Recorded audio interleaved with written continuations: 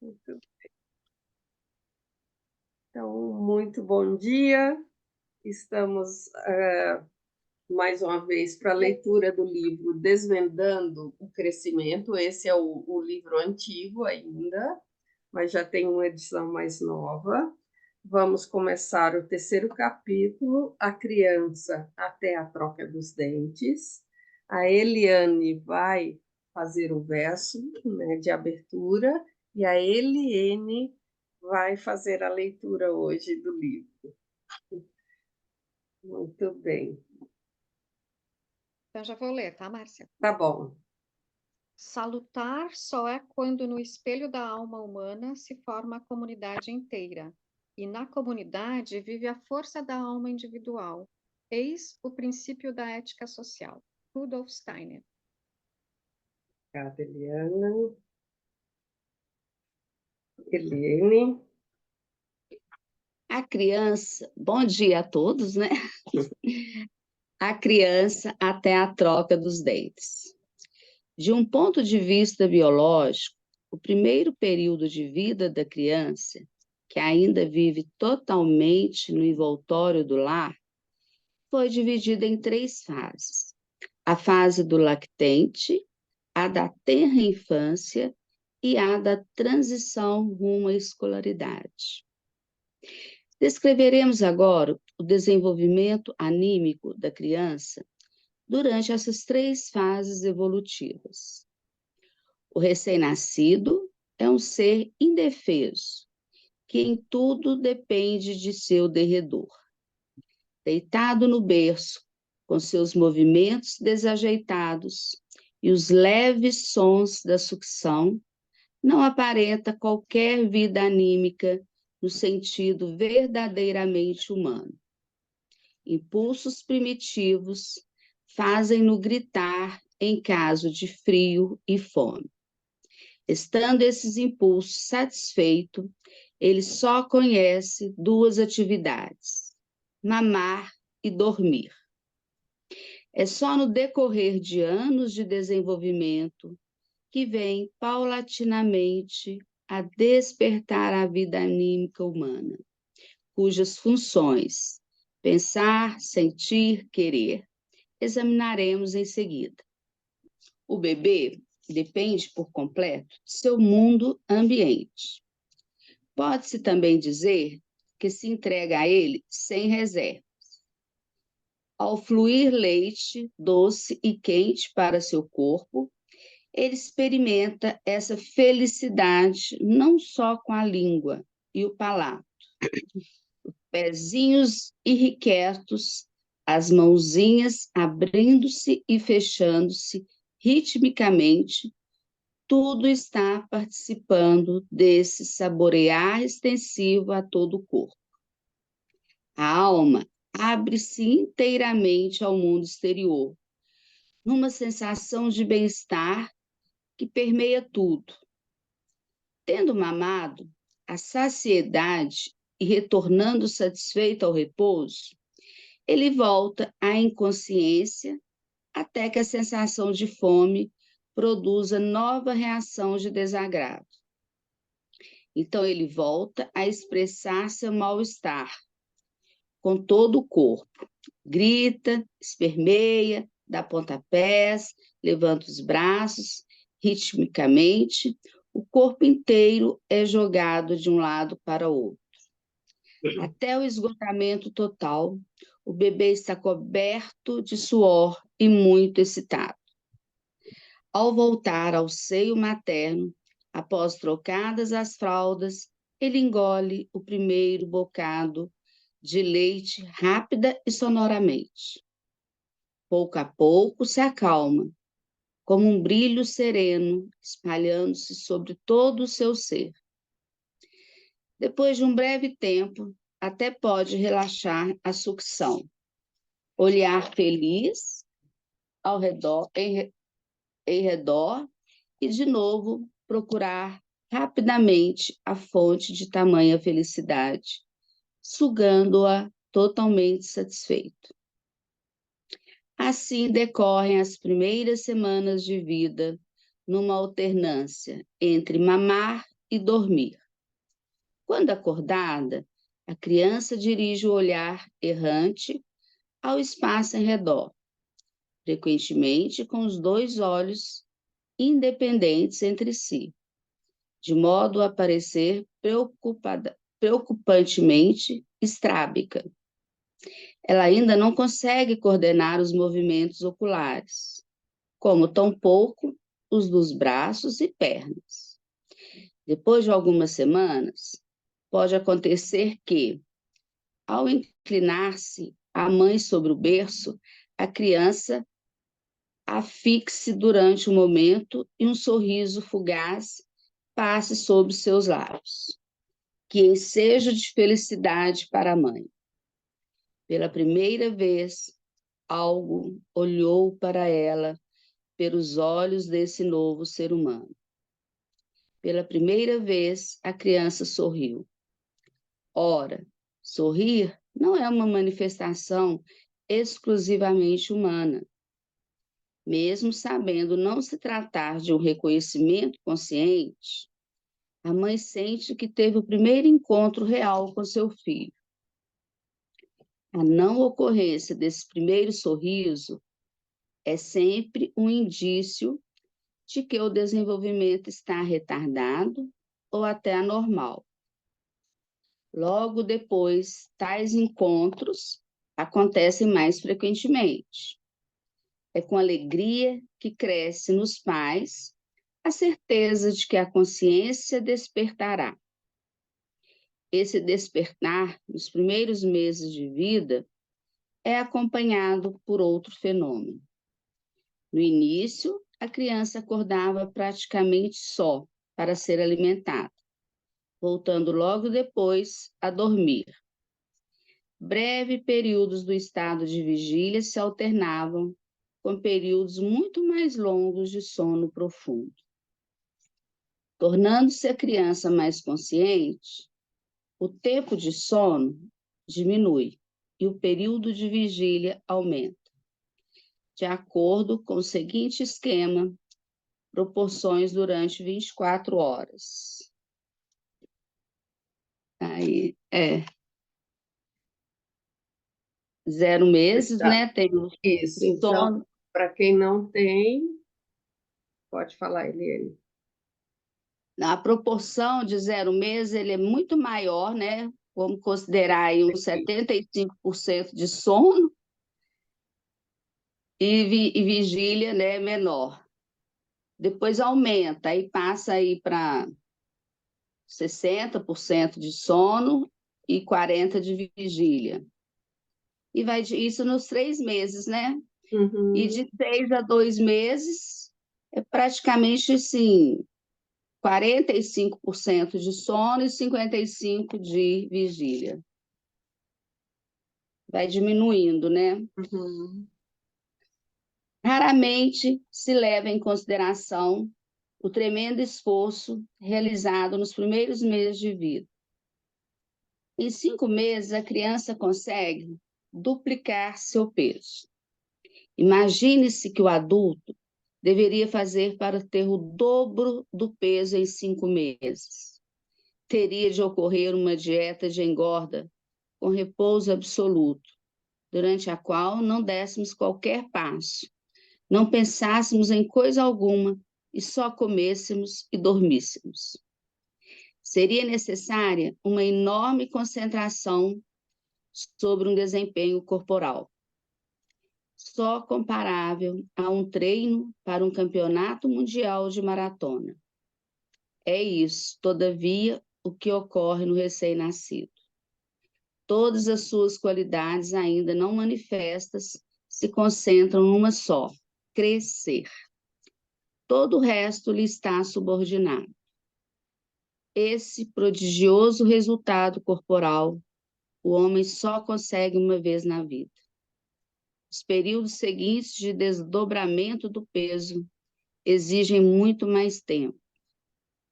Até o segundo, depois até o 8º e finalmente até o 16º ano, constatamos, pois, uma significativa diminuição da intensidade do crescimento, tendo passado os primeiros meses de vida. Contudo, o segundo e os seguintes períodos de duplicação do peso se realizam também em circunstâncias bem diferentes. As funções não se concentram mais exclusivamente no corpo. Surgiram as mais variadas atividades na área da vida consciente. A função mais importante da consciência do recém-nascido é a percepção, caracterizada por sua total entrega ao mundo em redor. A criança é totalmente um órgão perceptivo. Poderíamos também dizer um órgão sensorial. Toda a sua atividade psíquica tem por finalidade conhecer o mundo circundante.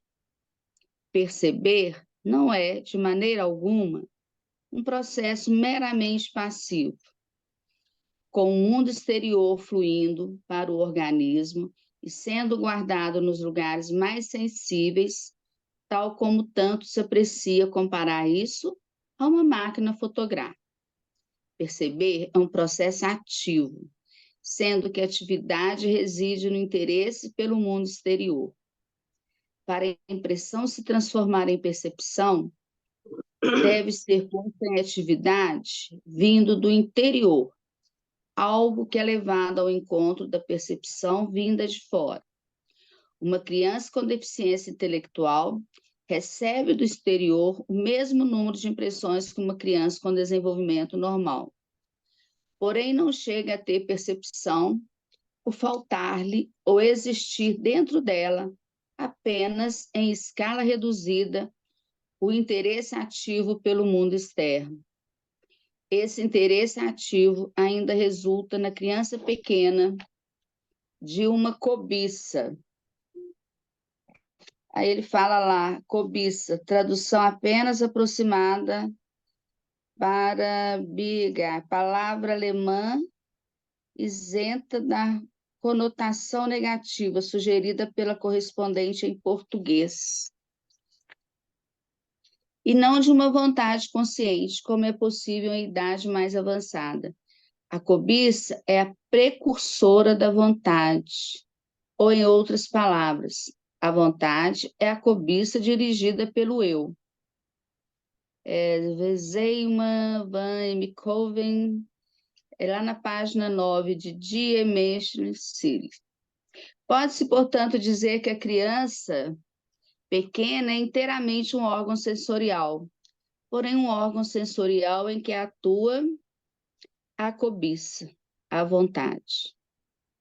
A criança pequena está aberta ao mundo, deixando-o fluir, ingênua e confiantemente, para sua própria alma, que desperta e enfrentando esse mundo afluente com ativo interesse.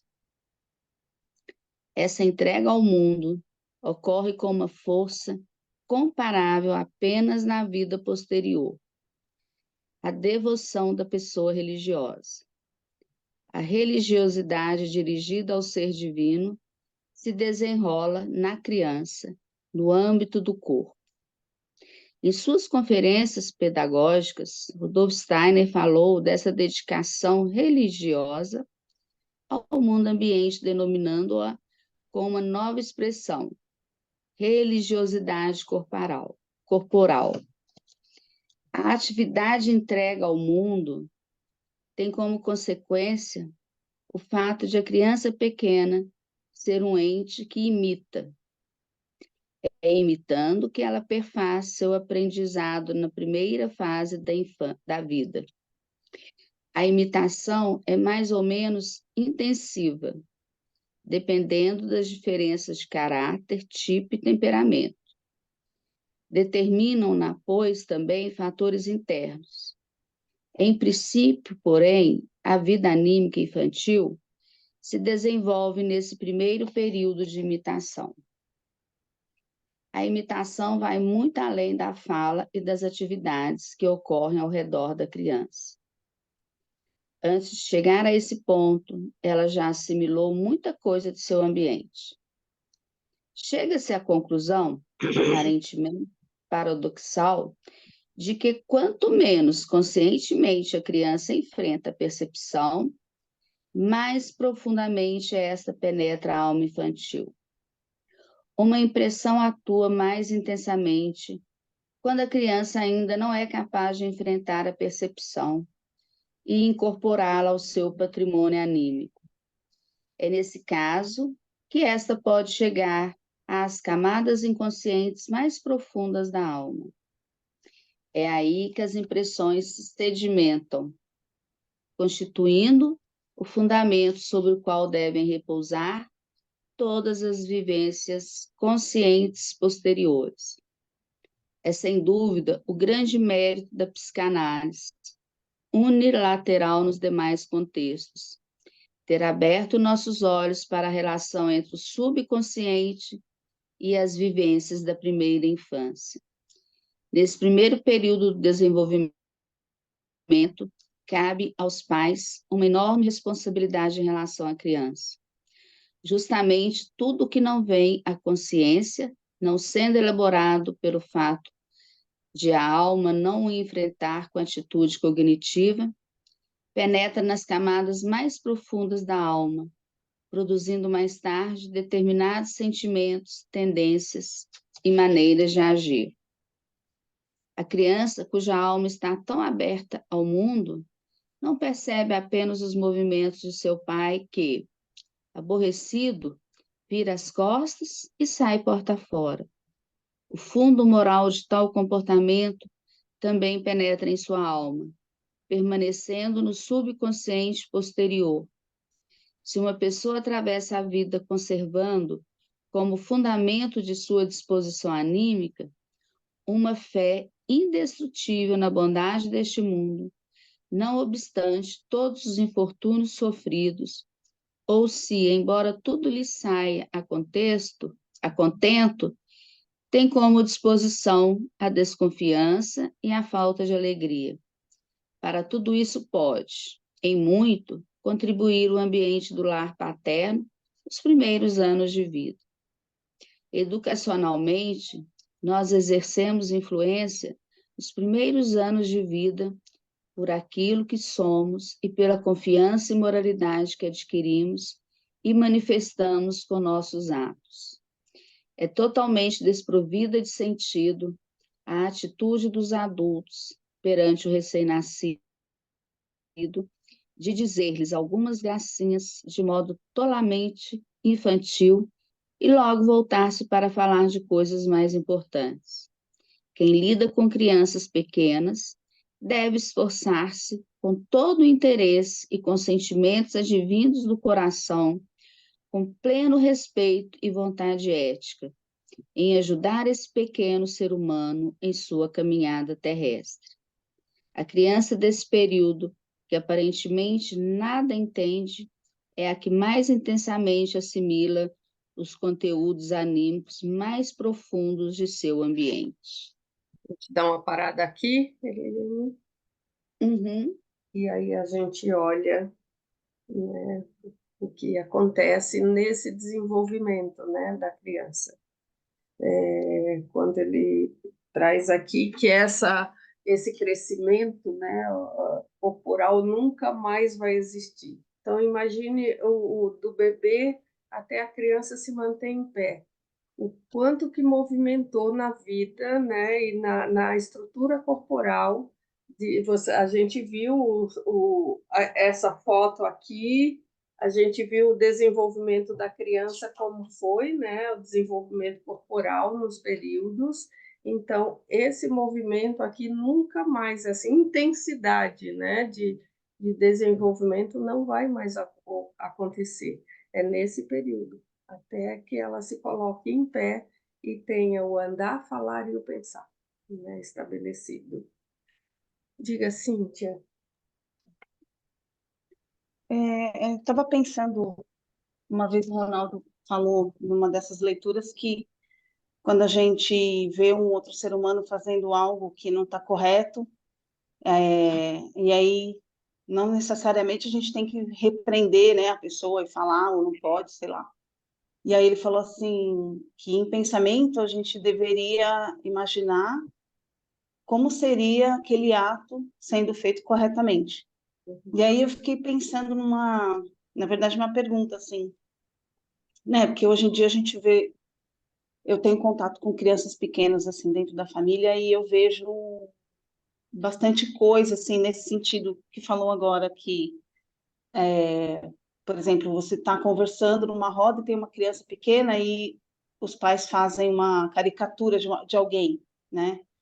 Tá conversando, falando de uma terceira pessoa e faz uma caricatura, assim, do tipo, uma imitação meio cínica, meio irônica, sabe? Não sei se estão conseguindo me entender.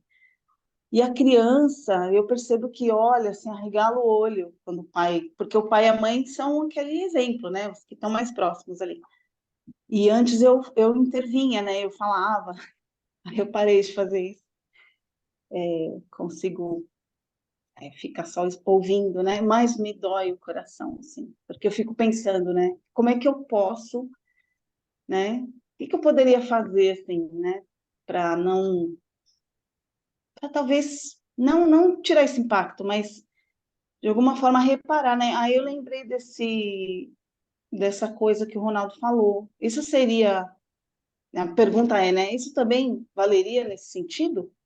Acho que valeria. Não sendo para mim, mas fazendo isso para uma outra pessoa, do tipo, para a criança que está ali, imaginar o pai e a mãe falando, sei lá, de uma outra forma, enfim. Sim, Seria, é teria uma, algum efeito, assim? é uma possibilidade essa de você fazer. Mas veja, a criança ela já vem com os pais e numa educação. A maioria dos pais não percebe, né, a importância deles na vivência da criança, né? Às vezes a gente vê crianças brincando ali e adultos conversando, mas a criança, como ela é completamente órgão dos sentidos, né? Então está completamente aberta. Não sei se vocês já vivenciaram essa experiência. Você está falando e daqui a pouco a criança vai e faz uma pergunta. Mas o que é isso? Você nem imagina que ela estava escutando, porque ela estava tão entretida com a brincadeira que você não imaginava. Então, essa é uma possibilidade de você fazer, senão você se torna chata tentando corrigir todos os pais Uhum. dentro do modelo que você acredita e que eles não têm, talvez, essa consciência ainda. Então, é uma possibilidade de você corrigir, mas você não vai estar lá o tempo inteiro para isso, né? Então, é mais para apaziguar quase que você, né, nesse incômodo, do que a mudança em si ali, porque a criança vai estar inserido naquela cultura, naquela estrutura familiar, em que, naquela estrutura, vejam a importância da imitação aqui, porque a primeira fase, né, da criança ela é imitar tudo do adulto, o comportamento, a fala, e que isso cala profundamente no anímico dela. Então, se a gente olhar essa fase como o mundo é bom, né, qual é o bom que essa criança está aprendendo também a partir dessa vivência, dessa imitação do adulto? Hoje eu tenho uma clínica e hoje cada vez mais cedo está chegando crianças para fazer processo terapêutico. 2 anos e 6 meses me assustou, os pais quererem levar uma criança para um processo terapêutico. Imagina isso, né? Sem ter uma questão de psíquico, de algum atraso, não, de comportamento. Olha como está. Entende? Quando que nesse período ela é completamente a imitação dos pais. Uhum. Exato, é. Na verdade, eu falo isso, mas assim, eu já estive nesse lugar porque eu tenho criança, tenho filhos, né? Eles já foram pequenos, e eu também já fui uma criança que ficava embaixo da mesa ouvindo as tias conversarem com a minha mãe, e eu lembro de muitas coisas, assim, palavras soltas ou atos desse tipo, tá falando de alguém, de repente se vira, vai fazer o café e a conversa muda, e para mim aquilo ficava meio estranho, do tipo, mas ela não era assim, agora ela é assado, Uhum. né? Mas acho que talvez por isso, né? é o que você falou, isso tem a ver comigo, né? Então, Uhum. talvez por isso, hoje eu vejo a cena e me coloco nesse lugar e falo, meu Deus, né? Assim, isso já aconteceu comigo, né? O que que eu posso fazer, né? Talvez seja uma coisa mais minha, do tipo, ai, eu estou me sentindo mal com isso, né? Mas ajudou bastante E o que você ele, falou. veja que ele fala que, então, parte do que a criança vê, observa, sente, vai para esse inconsciente, subconsciente. E esse subconsciente passa a atuar quando você está no adulto, né? Com todas as questões, mesmo que você não perceba, isso está ali. Então, dentro de um processo terapêutico, a gente sempre vai voltar para esse lugar, né? Tentar olhar para esse lugar, o que está tão guardado ali, atuando num comportamento, numa fala, num mecanismo de defesa que a criança desenvolveu a partir de vivências ali da primeira infância. Então, tudo isso, a importância desse desenvolvimento anímico, que essa alma está completamente aberta, né, ainda para receber todas as influências que estão no ambiente, todas. E como isso vai marcando esse desenvolvimento da criança. Como isso vai, a gente hoje olha para os traumas, né? E aí ele traz aqui uma questão do corpo, né? E como os traumas eles ficam na estrutura corporal da criança. E quando muitas vezes a gente vai trabalhar esse trauma, a gente olha para esse corpo. Então, quando a pessoa está aqui, faz assim, nesse lugar. Então, o corpo vai revelando, né, alguma coisa. Eu tenho uma paciente de 62 anos. A gente, normalmente, eu cumprimento os pacientes, dou um abraço, ou 2 beijinhos. Ela nunca permitiu isso, né? Desde a primeira vez, ela já se afastava, como se, sabe, tivesse, não quero esse contato, né?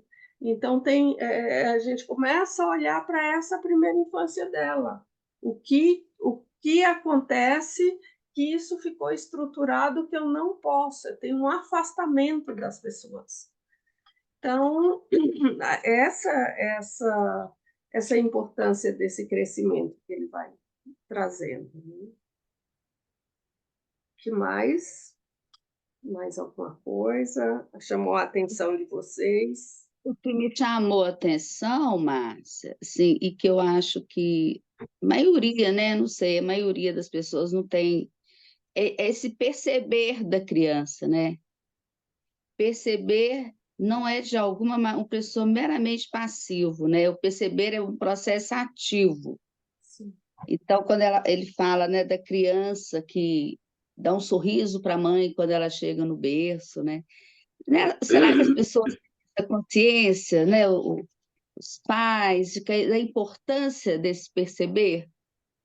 Esse primeiro sorriso, né, da criança, ela é muito mais dessa musculatura, de todo esse lugar, não é?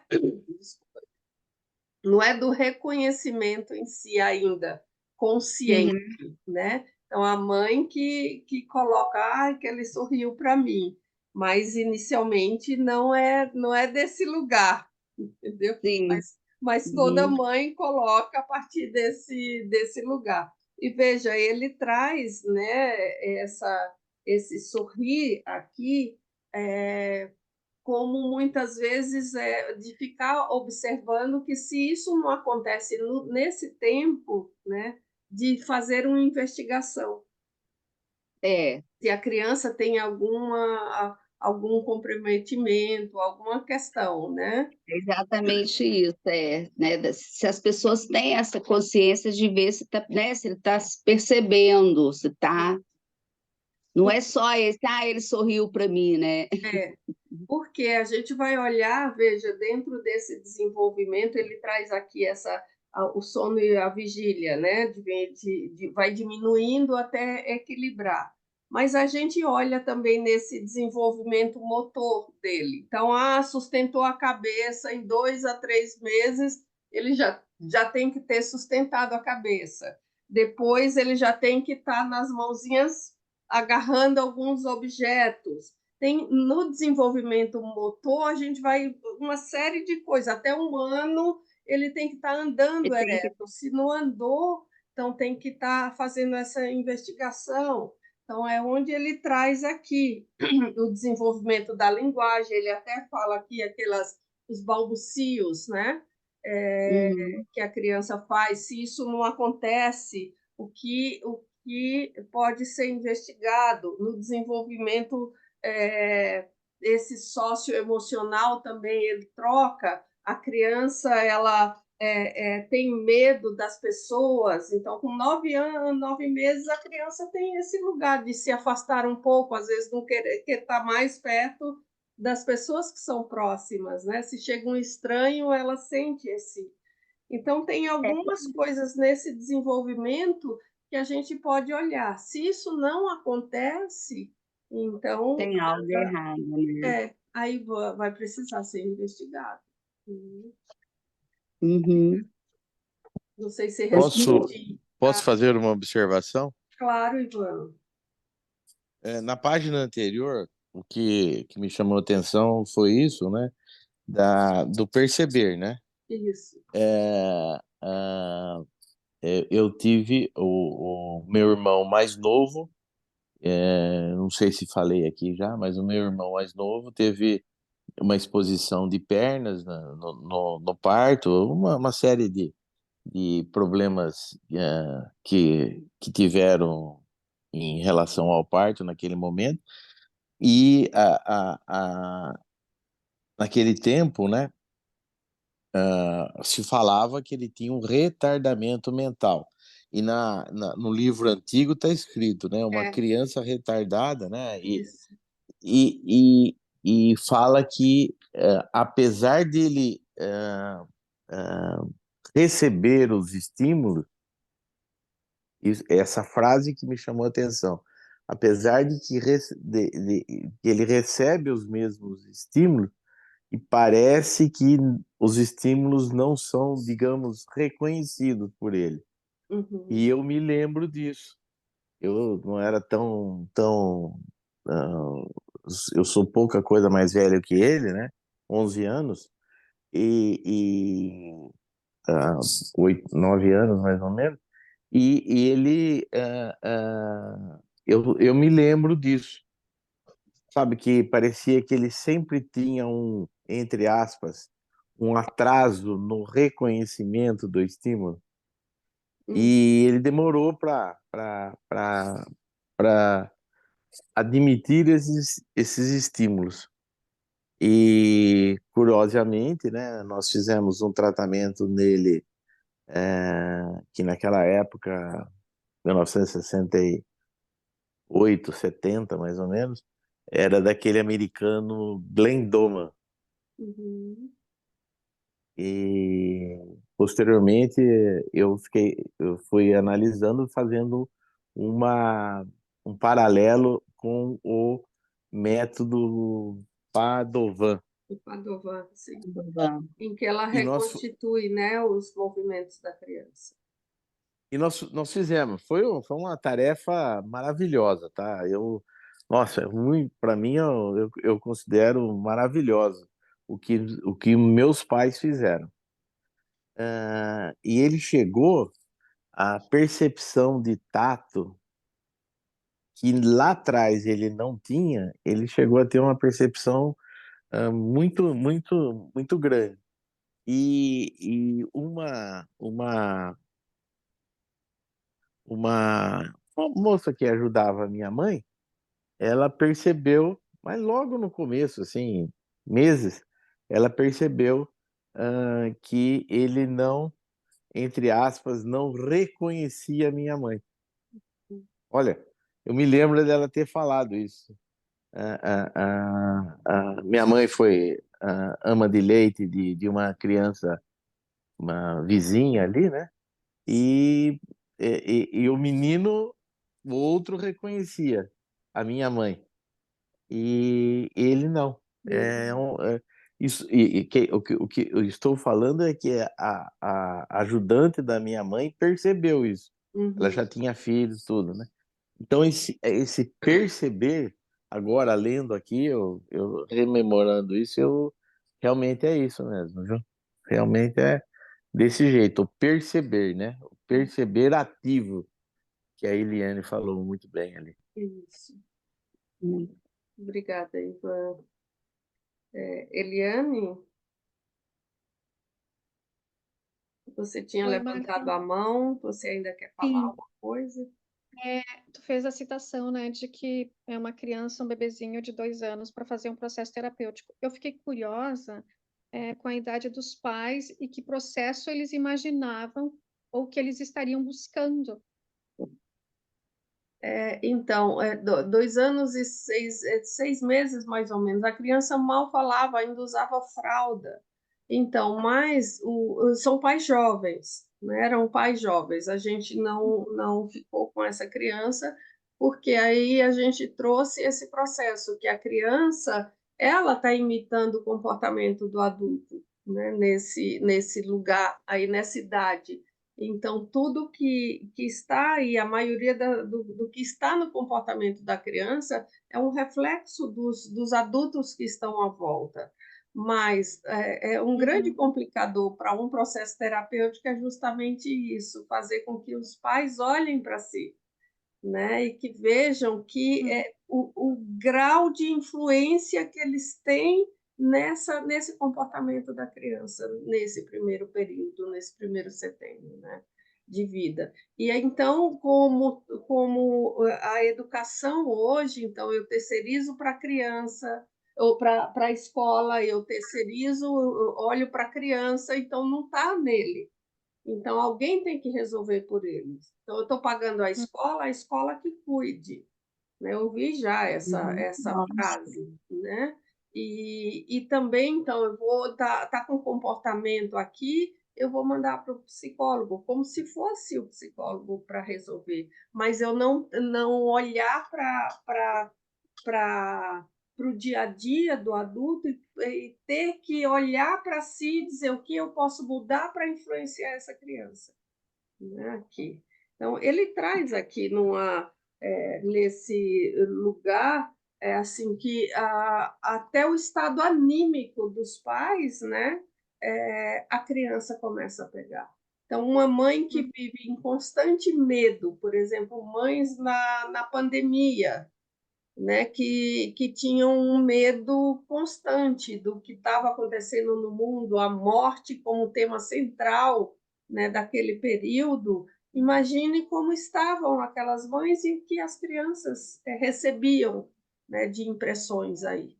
E como essas impressões, deve ter estudos aí, vai acontecer, vai refletir no adulto, né, porque uhum. isso vai Verdade. ficar, né, como mensagem desse subconsciente para essas crianças.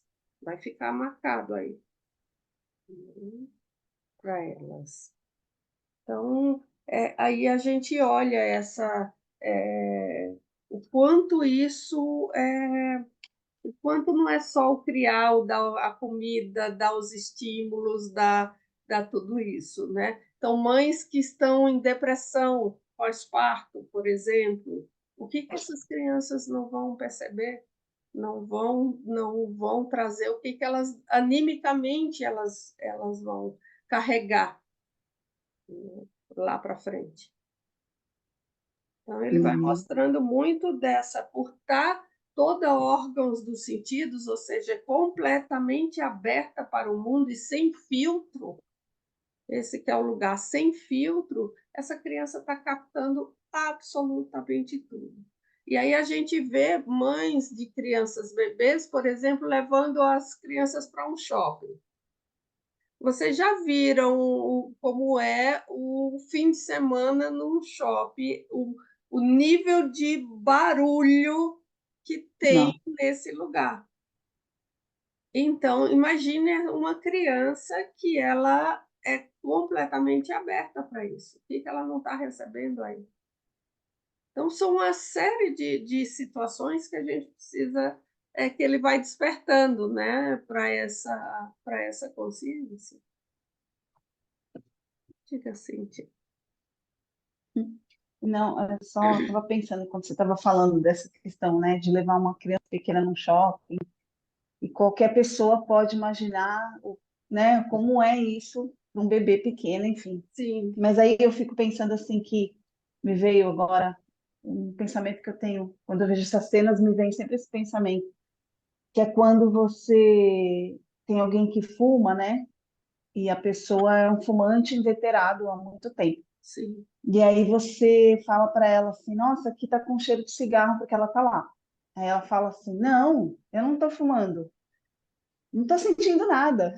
Aí hoje eu não fumei, mas assim, a pessoa ela já é o próprio, né, ambiente, então a roupa, o cabelo. Só que aí eu me sinto dessa forma assim, quando eu vejo essas coisas, porque em relação à criança, né, pequena, é tão óbvio, mas eu acho que as pessoas elas estão tão entorpecidas nesse movimento de uma vida corrida e de tanto estímulo, de tanto não ter um tempo para ficar só quieta, né? Todo o tempo está fazendo algo, fazendo um curso, fazendo, enfim, falando, né? Tudo muito para fora. Então ela, assim, ela não percebe, né? Depois a criança cresce, vira um adolescente, enfim. Depois você olhando com um olhar mais atento, você percebe certas tendências, assim, você fala, nossa, né? Lá no passado, por exemplo, eu vi essa criança, a gente saía à noite e a mãe levava no barzinho, com música ao vivo. E a criança aí falava para mim assim, não, mas ele é bom assim porque ele já está acostumando com barulho, né? E naquela época eu era solteira, não tinha filho, eu ficava pensando, né? Falando, mas como que... Então é assim, né? Você para acostumar, vai acostumar lá com o leão. Então você joga lá a criança e fica lá com o leão para você já ir acostumando já, né? Será que é assim, né? Enfim, mas aí você vai falar para a pessoa, né, depois, alguma coisa, ou sei lá, fica esperando, né, que ela perceba algo, e para ela não, tá tudo certo, a vida é assim, o adolescente é assim mesmo, sabe? Não sei se vocês estão conseguindo sim, entender o que eu Sim, estou falando, mas assim, parece aquela coisa, parece que a pessoa está numa outra realidade. sim. Então, para ela tá tudo bem. Aí toma um remédio, beleza, se distrai, vai fazer uma viagem, tudo se resolve assim, né? Não passa de mágica. É só um comentário, não é nem um desabafo, porque quem sou eu, né? Pelo amor de Deus. Isso a gente vê acontecer, né? Muito. De novo, trazendo situações, a filha de uma outra paciente que ela está grávida do terceiro filho e ela trabalha com eventos. E ela diz assim, não, depois de 2 semanas eu já vou trabalhar. 2 semanas. Então, não, mas você precisa estar, você não vai ficar com a sua criança, não, ela vai ficar com a avó e eu preciso trabalhar, porque ela é autônoma, ela trabalha com eventos. Então, olha essa percepção, né, dessa mãe, e já é o terceiro filho, então já não tem todo aquele cuidado, né, que a gente tem de mãe de primeira viagem, como a gente fala, então, o terceiro filho ela já sabe, então ele vai ser criado ali ou pela colaboradora, babá, ou a mãe, ou a sogra que está ali perto. E ela não. Então, a agitação dela de chegar de um dia de trabalho, tudo isso vai influenciar nesse desenvolvimento da criança. Uhum. Eu recordo de uma pessoa dizendo que parou de trabalhar, né, para cuidar do filho, porque viu o filho chamando a babá de mamãe, porque era ela que permanecia lá, era ela que estava lá. Então, quando ela percebe isso, então aquilo foi um choque para ela e viu que que estava acontecendo. E aí ela para, né, naquele período de trabalhar para poder ficar com o filho. É isso, ele vai olhar, ele vai fazer um primeiro contato ali, né, com quem está ali. E, de novo, o universo da criança naquele momento não é nem o rosto, né? É aquele prazer do mamar, né? Como ele traz a descrição aqui. Então, eu tenho satisfazer essa necessidade básica. Então, mamar e dormir, e vai alternando aí nesse lugar, né? E nesse meio tempo vem nesse mamar o estado emocional dessa mãe que está ali dando, né, dispondo desse alimento para a criança. Qual é o estado emocional? Como que eu estou? Como que eu chego, né, para estar com essa criança, para dar esse alimento para ela? Tudo isso, essas impressões vão ficando na criança. Diga, Eliane. Eu lembrei de pessoas mais velhas que também então, vão ter filhos mais velhos ou adotam crianças, e daí eles também não têm mais paciência para brincar, e eles vão muito para lojas de eletrônicos e, enfim, e terceirizam também, diferente do início da caminhada dos bebezinhos, eles fazem o processo contrário. Então, eles vão usando as tecnologias, muita tecnologia, né? Tudo que tem de mais moderno, e grifes. É muito interessante isso, por isso eu fiz a pergunta antes, qual era a idade dos pais, né? Buscar a terapia para um bebê de 2 anos. A gente vai olhando, e assim, tem a idade em que eu já não tenho a paciência para brincar, mas eu tenho tempo de qualidade, né, para estar com essa criança. Então, e aí a gente poder olhar também que assim, essa criança escolheu esses pais, né? E nesse lugar também, no país, na cidade, na língua materna, todo esse universo, né? Então, qual que é também essa questão kármica dessa criança de estar vivenciando ali, né? Então, a gente sabe que quanto mais consciência os pais tiverem, pode dar essa melhor, digamos, entrega, se eu puder falar a palavra aí, talvez seja essa entrega para estar nessa interação mãe-bebê, família-bebê. Zuleika, a gente está finalizando, você tinha levantado a mãozinha. Está fechado seu microfone. Fechado. Na família somos 3 irmãs com filhos.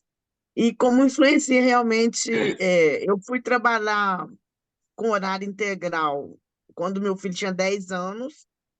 Tenho uma irmã que trabalha o tempo inteiro em casa, educou os filhos em casa com uma educação mais consciente, e uma que o período inteiro trabalhou fora, o período inteiro da criação dos filhos. Como os filhos são um reflexo disso. Sim. E eu senti muito que eu trabalhava em negócio próprio até meu filho ter 10 anos, então eu fazia o meu horário, escola, cuidar dele, e ficava com ele. E aos 10 anos eu fui trabalhar horário integral, e principalmente a educação, como mudou a sensação dele. Ele hoje adulto me conta como é que foi. Fechou o microfone de novo. O seu microfone está fechado, Zuleika. Volta um pouquinho. Você parou em 10 anos. Aí. Ah, tá. E com 10 anos, eu fui trabalhar fora, e ele conta como é que foi a sensação para ele, hoje ele é adulto. E hoje, eu estou lendo os livros, eu fico pensando assim, gente, como que a gente tem filho no escuro, como que a gente faz besteira. Tem uma parte do livro que fala assim, a criança aparentemente não entende, é a que mais intensamente assimila os conteúdos. Então, é época que você está achando que a criança está entendendo nada, que você está influenciando ela totalmente. É muito no escuro. E a gente lê, eu acho que todo mundo, antes de ter filho, tinha que fazer curso. Fazer Entendeu? um Esses curso. cursos, né? Ia ter menos gente traumatizada, ia ter menos filhos usando droga, ia ter, sabe, mais ambiente familiar legal, tudo.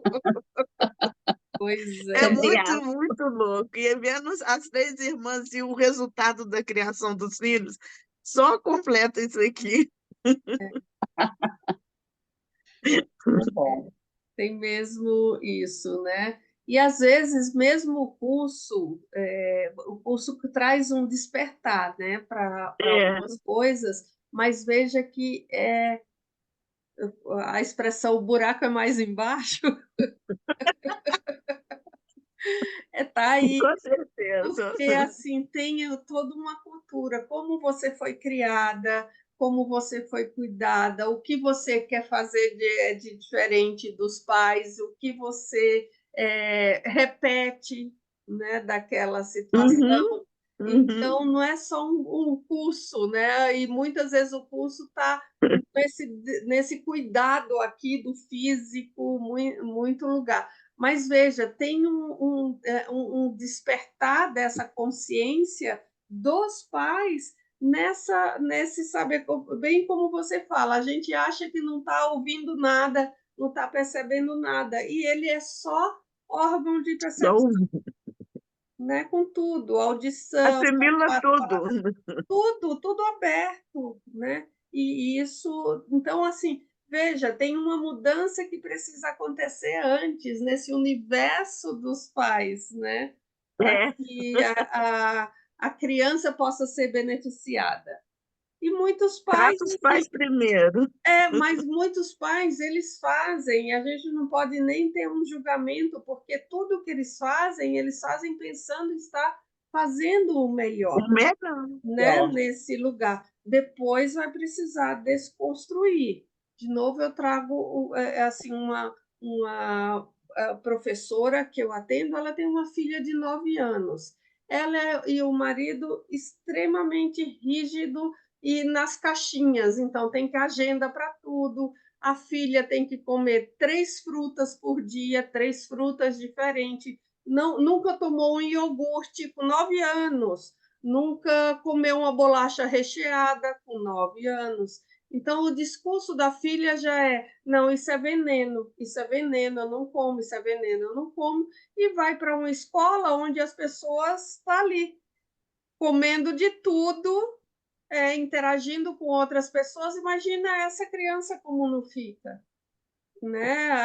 O que ela recebeu de informações, mas esses pais tentaram fazer o melhor, dar Melhor. o melhor alimento, o alimento natural, orgânico, isso e aquilo. É o melhor. Mas o que ele já criou em termos de crenças para essa criança?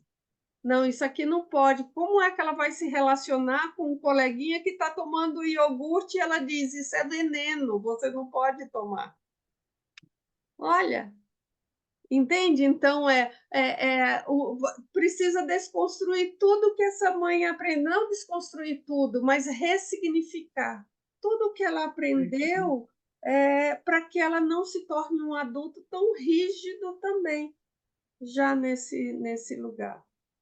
Então, aqui a gente, e vocês vão ver ao longo desse, a gente vai se assustar muito quando começar a ler mais sobre.